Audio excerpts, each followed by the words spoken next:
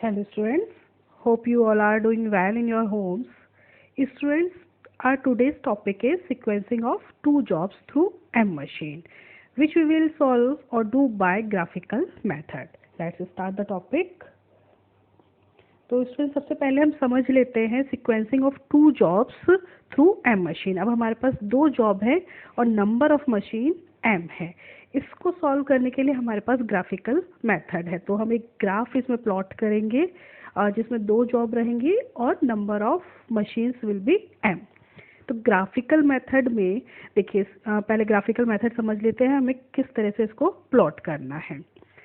This method is applicable to solve the problem involving two jobs to be processed on M machine in the given order of machine of each job.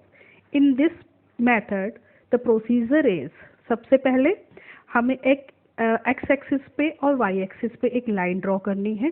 दो lines, एक x axis पे और दूसरी y axis पे.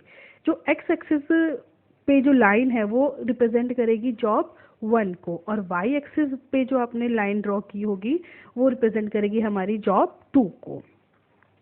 Then students processing time हमें given होगा तो हम प्रोसेसिंग टाइम के अकॉर्डिंग उस पर हम मार्किंग करेंगे. एक्स एक्सिस पे जॉब 1 का प्रोसेसिंग टाइम जाएगा और y एक्सिस पे जॉब 2 का टाइम जाएगा.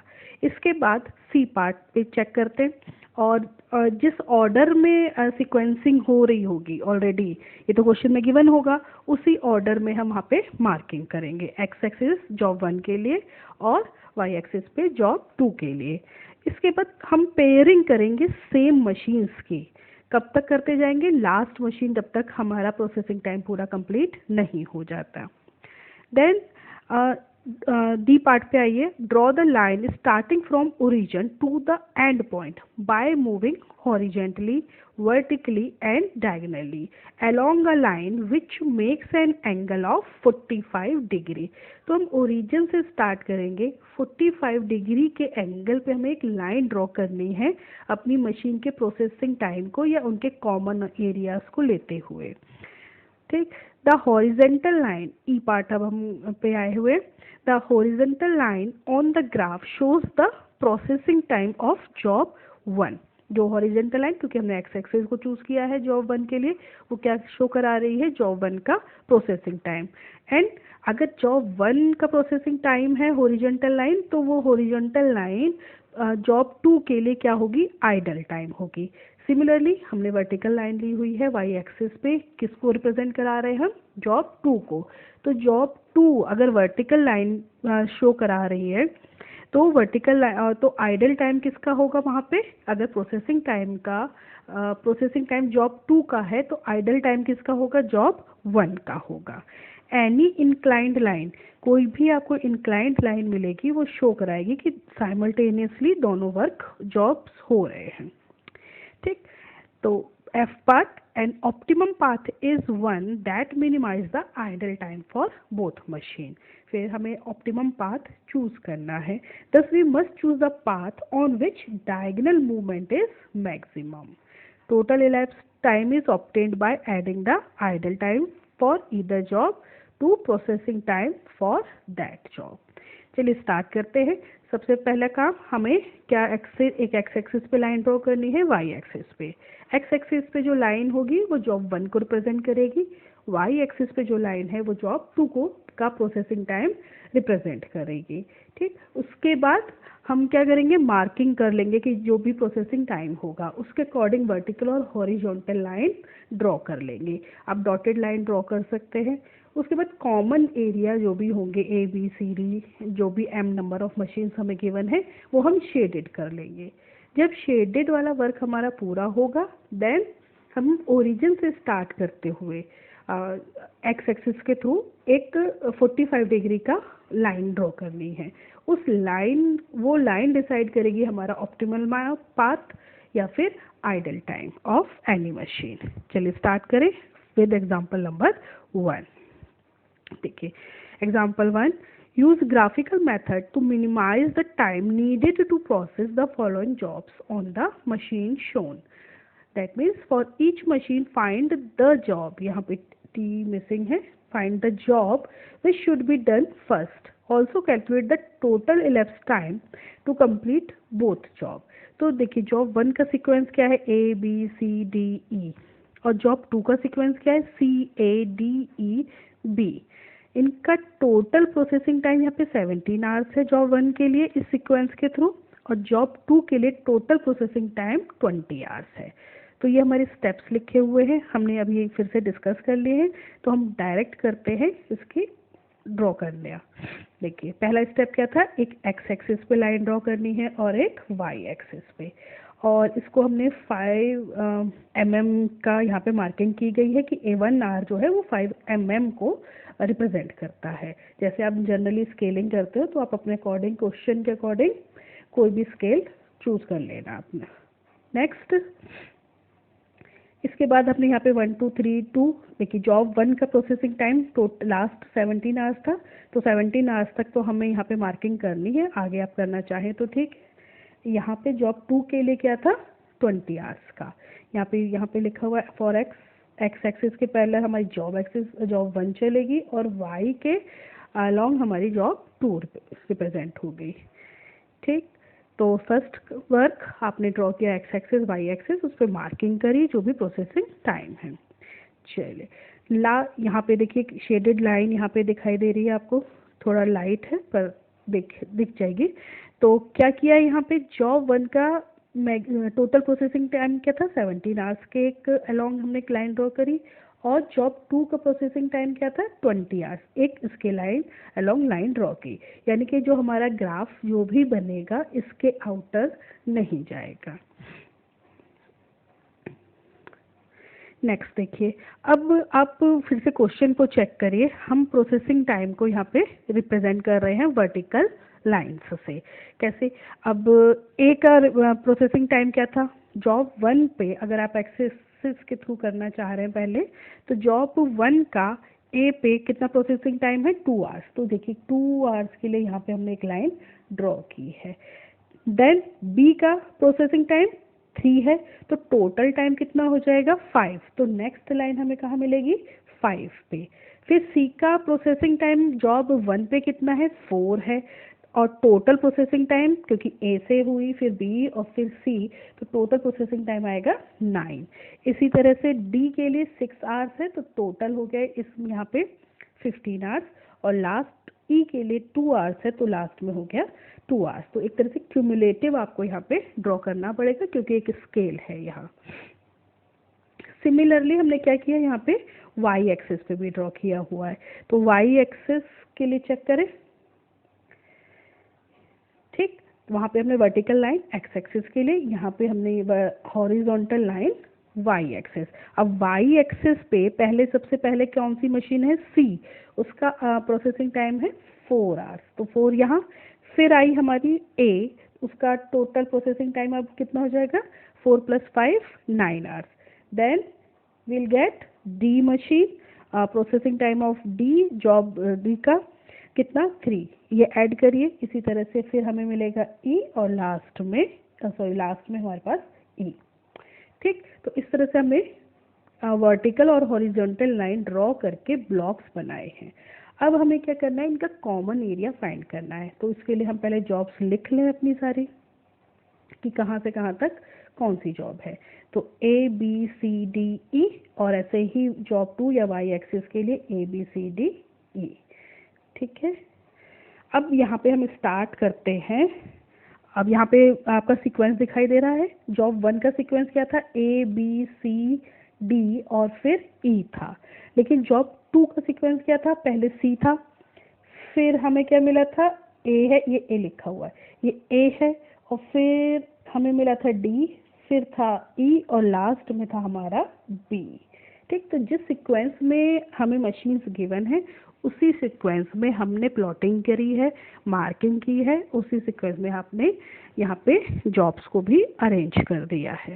ठीक, चलिए अब यहाँ पे देखते हैं हम कॉमन एरियाज कैसे फाइंड करने हैं जो हमारे शेडेड हैं। चलिए ए से स्टार्ट कर लेते हैं, वर्टिकल से या हॉरिजॉन्टल, आप कैसे लेना चाहें। हमने एक्स एक्सिस को पहले चूज किया हुआ है, तो ए देखिए यहाँ से 1 to 2 था, और यहाँ पे ए कहाँ से कहाँ तक था, 4 to 9।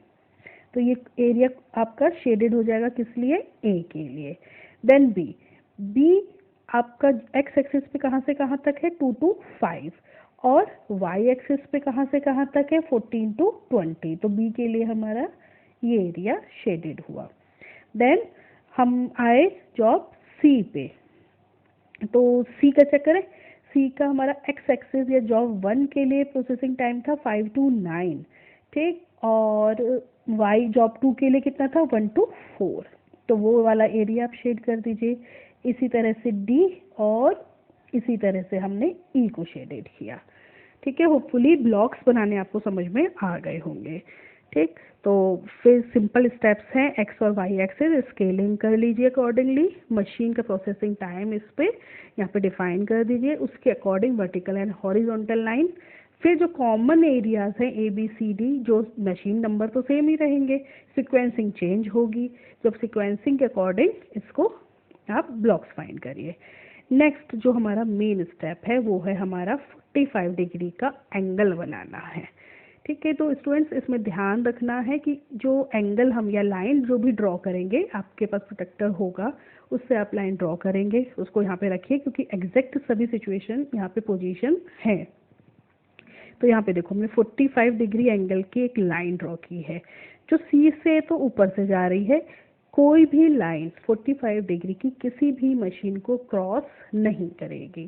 ठीक है, तो जहाँ पे वो मशीन किसी मशीन को क्रॉस करने वाली हो आप उसको आउटर पर ही रोक दीजिए। ठीक, तो अब हमने क्या किया, ओरिजिन से स्टार्ट किया, यहाँ से हम लेके गए, आप प्रॉपर स्केल यूज़ करिए, प्रोटेक्टर यूज़ करिए, यहाँ से गए ये सी के अबव, लेकिन डी, ये डी क्रॉस करती हमें नहीं करवाना है तो हमने इसको यहाँ पे रोक दिया। नेक्स्ट हॉरिजॉन्टल लाइन, क्योंकि अभी सारी मशीन कवर नहीं हुई है, नेक्स्ट हॉरिजॉन्टल लाइन हमारी ये है, यहाँ है। फिर यहाँ पे आप अपना प्रोटेक्टर रखिए, फिर 45 डिग्री का एंगल बनाइए और स्ट्रेट आप इसको लेके जाइए। जहाँ पे ये बन रहा है आपको अपनी मशीन्स के अकॉर्डिंग पाथ नहीं चेंज करना, किसी मशीन को क्रॉस नहीं करना है। ठीक है, तो बस हॉरिजॉन्टल लाइन या एक्स एक्सिस से ही आप इसको बनाना स्टार्ट करेंगे। ओरिजिन से स्टार्ट करिए, जहाँ तक जा रही है जाने दीजिए। नेक्स्ट अगर वहाँ पे कोई ब्रेक है तो नेक्स्ट हॉरिजॉन्टल लाइन चूज करिए, फिर वहाँ से 45 डिग्री का एंगल बनाइए।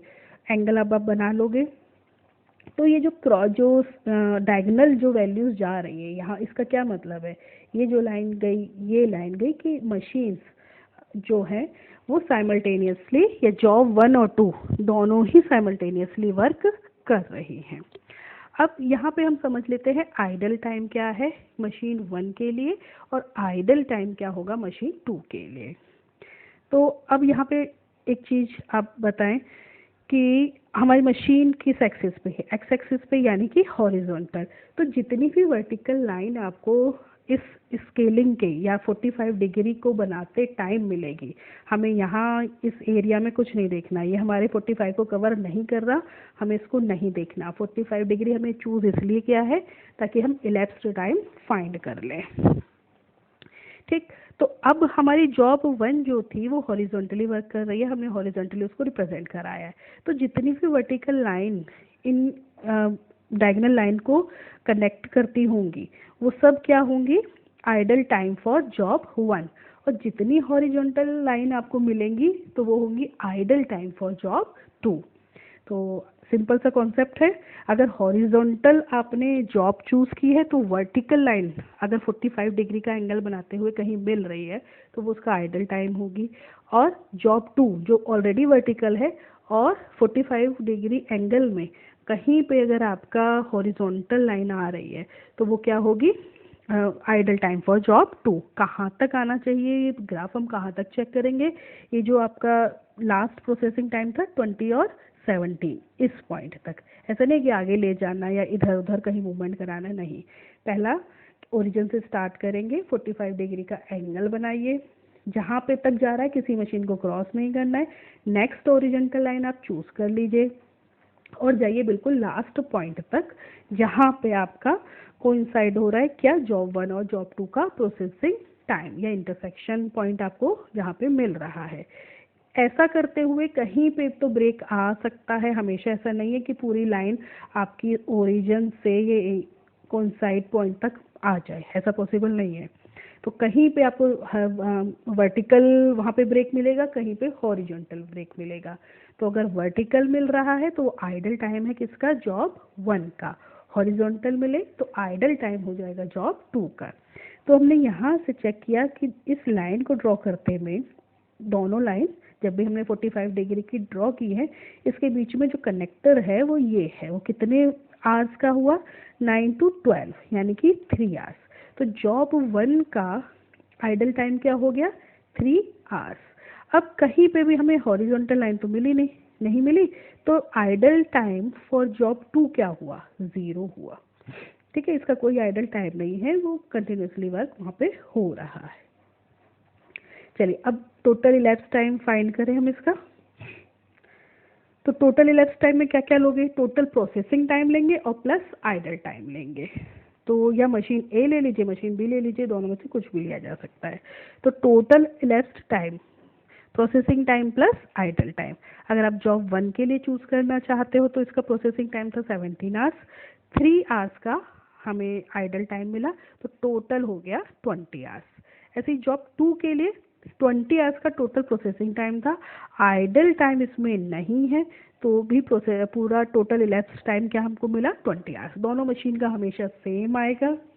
आप चाहे तो केवल जॉब 1 के लिए भी फाइंड कर सकते हैं, चाहे तो दोनों शो कराइए। तो ये स्टूडेंट्स, ये था ग्राफिकल मेथड, होपफुली कुछ क्लियर हुआ होगा। और इसी के साथ आपका सीक्वेंसिंग प्रॉब्लम जो है क्वांटिटेटिव टेक्निक्स में ये फिनिश होता है। नेक्स्ट टॉपिक हम डिस्कस करेंगे अब queuing theory. Till then students, keep learning, keep studying and stay safe at home. Thank you, students.